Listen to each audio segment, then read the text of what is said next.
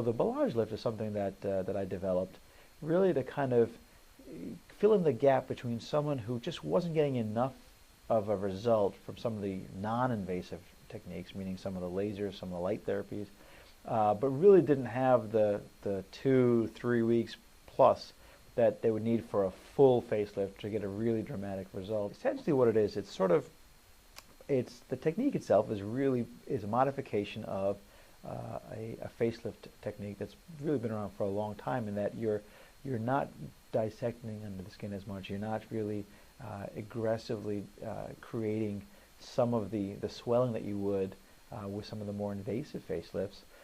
It's more conservative, so it has to be done on the right patient. It's not just the tightening of the skin and the muscle and making the face a little bit tighter that the lift is about.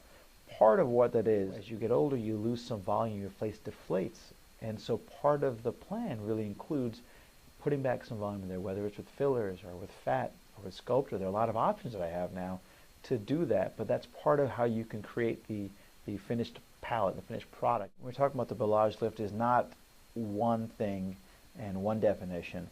It's more really of a philosophy almost, in terms of how you're approaching the idea of combining some of these non-invasive technologies that we have with the traditional surgery and really helping them work well together.